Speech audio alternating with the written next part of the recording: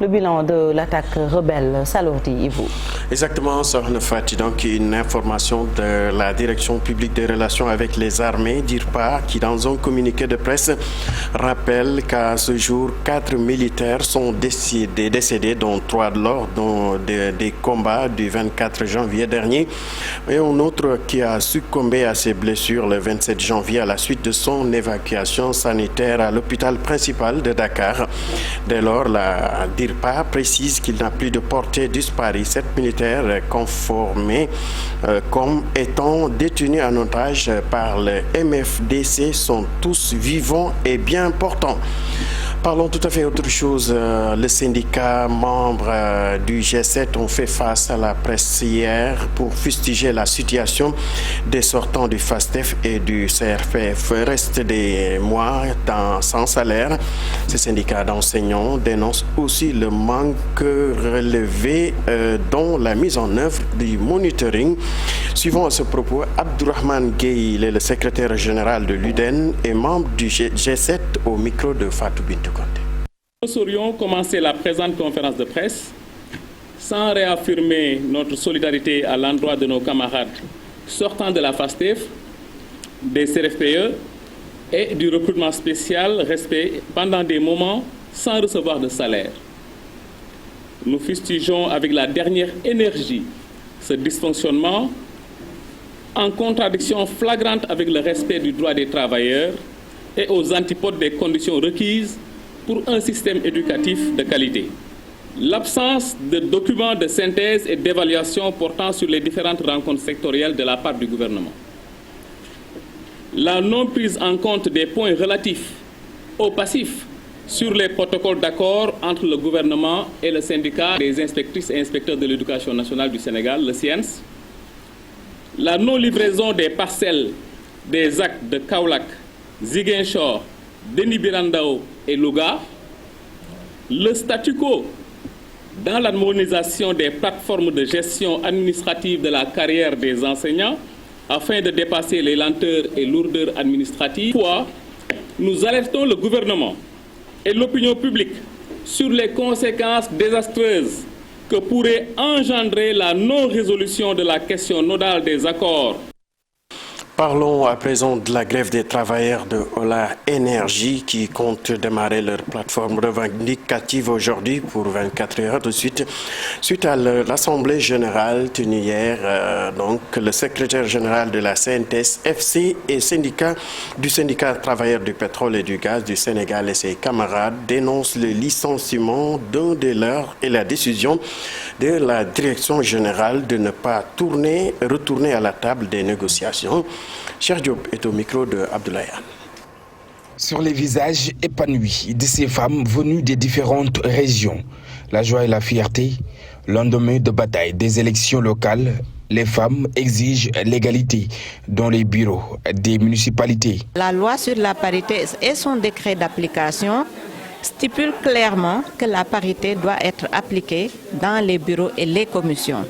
Il s'agit donc aujourd'hui, avec les femmes des antennes, de mettre à leur disposition tous les outils nécessaires en termes d'information, en termes d'outils techniques, justement. L'Observatoire national de la parité entame une autre bataille sur les... Toutes nos excuses donc pour cet élément et parlons à présent de la gare de Dakar. Une semaine ou bien quelques semaines après la mise en circulation du train express régional, sur place les navettes se déroulent même si certains retards sont signalés. Des passagers qui viennent de certains lieux éloignés y trouvent leur compte, nous dit Aminata Mbarisso Martien.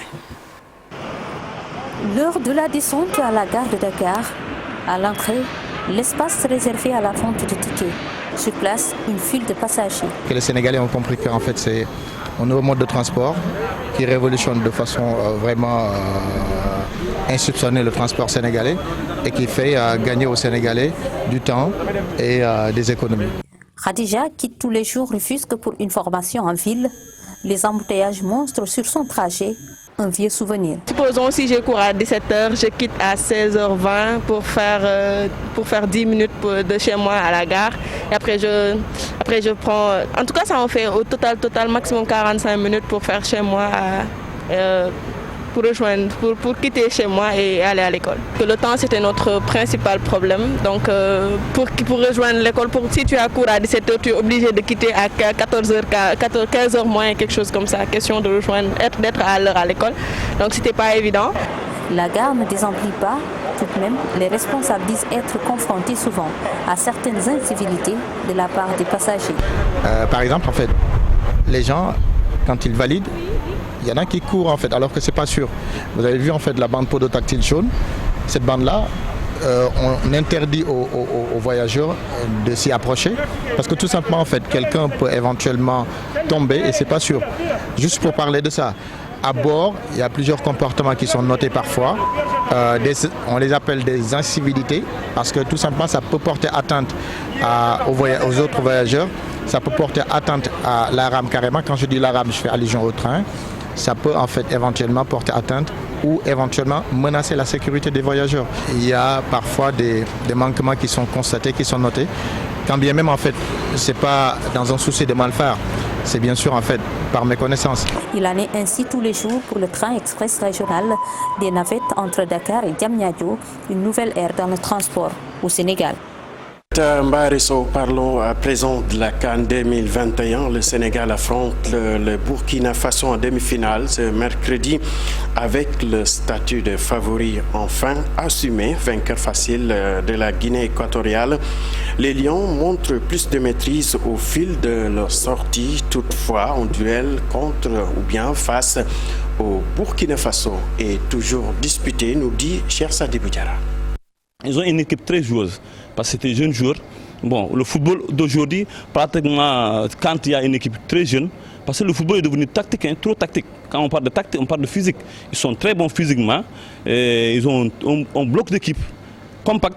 Donc pour moi, leur faiblesse, c'est parce qu'ils laissent beaucoup d'espace derrière. On a des jeux très rapides, et il faut les aspirer et jouer dans le dos de la défense. On a des jeux très rapides comme Sadio Mané, à l'occurrence Famara Diédhiou, on a Ismaïla qui est de retour, donc on peut s'en profiter et mettre beaucoup de buts. Puis Matarba annonce l'inauguration du stade du Sénégal. Le ministre des Sports, Matarba, a fait l'annonce donc hier au Cameroun. Une annonce donc qui va faire beaucoup plaisir donc aux amateurs du football, aux félus du ballon rond. Le gouvernement et le ministère des Sports sont en train de réunir tous les moyens pour une bonne organisation de cet événement, à savoir l'inauguration du stade du Sénégal qui est prévue le 22 février 2022. Suivons Matarba au micro de nos envoyés spéciaux. Chers amis journalistes, je voudrais d'abord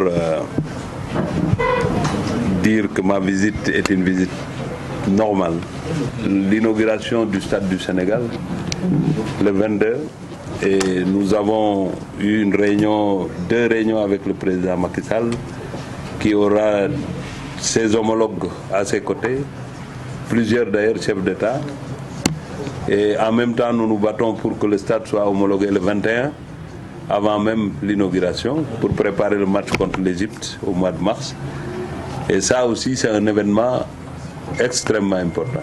Pour vous d'ailleurs, parce que vous allez vivre des conditions que vous n'avez jamais eues au Sénégal. Vous avez la chance, parce que la salle presse et tout le matériel que vous aurez à disposition, ça sera une première au Sénégal. Et ça aussi, il faut le magnifier. Et nous nous battons, dès qu'on sera au Sénégal, on va dévoiler en tout cas le déroulé de l'événement.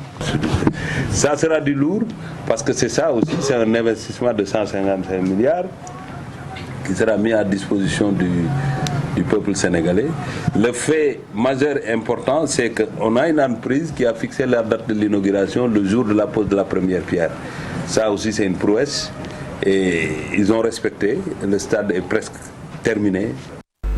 Fativa qui met un terme donc à cette page d'information. On se retrouve dans un instant pour la version Wolof. C'est ça, merci beaucoup Ibou Diouf et puis nous restons avec toi pour les actualités internationales.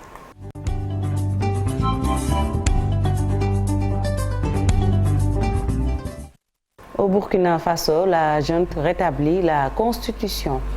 Exactement, Fatih, une semaine après avoir été suspendue, la constitution de 1991 est rétablie. C'était une exigence de la communauté ouest-africaine lors de son sommet de vendredi dernier. Et cette annonce tombe justement le jour où une délégation ministérielle de la CEDEAO est à Ouagadougou. Quant au transfert du pouvoir, le texte dit simplement qu'il y aura une charte de la transition et c'est la première fois que le mot est officiellement prononcé, mais on ne sait pas comment elle va se dérouler ni combien de temps il faudra attendre pour voir sa réalisation, précisent les autorités de la junte. Au Mali, l'ambassadeur de France, Joël Meyer, a 72 heures pour quitter le Mali. Le communiqué du gouvernement vient d'être lu hier sur les ondes de la RTM, télévision nationale. Cette décision fait suite aux propos hostiles et outrageux tenus récemment par Yves Le Drian et à la récurrence de tels propos par les autorités françaises à l'égard des autorités maliennes en dépit des protestations maintes fois élevées. Ces derniers jours, dans les médias français, le chef de la diplomatie française avait jugé illégitime les autorités de transition et dénoncé leur fuite en avant. Après le report du dialogue national inclusif du 10 mai 2022 au lieu de 15 février prochain, le gouvernement tchadien a voulu expliquer à ses partenaires qu'il essaye de bien faire les choses et voudrait compter sur la population. Le ministre tchadien des Affaires étrangères a tenu à expliquer de vive voix au corps diplomatique les raisons du report du dialogue inclusif, processus qui doit permettre au Tchad de refonder le système politique. Marée noire au Pérou, le gouvernement péruvien annonce une urgence environnementale de 90 jours sur la côte côtière au nord de l'immense Souillé. Il y a une semaine, par le déversement de 6000 barils de pétrole brut qui se sont répandus en mer lors du déchargement d'un tanker. Grâce à cette mesure, donc, les autorités prévoient une gestion durable des zones touchées avec des taux de récupération et d'assainissement pour atténuer les conséquences de cette catastrophe. Et Sokhna Fati, pour terminer, Anthony Blinken et Serge Lavrov se parlent à Boris Johnson se rend à Kiev également.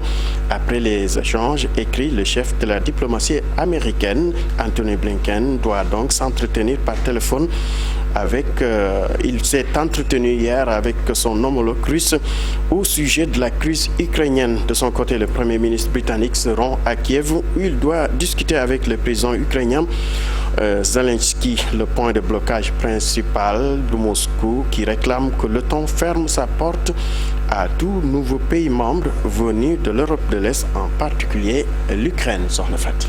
Merci beaucoup Ibou, on se retrouve tout à l'heure également pour la version Wolof. C'était les actualités internationales. Tout de suite, Café Presse, Café Court avec Chérif.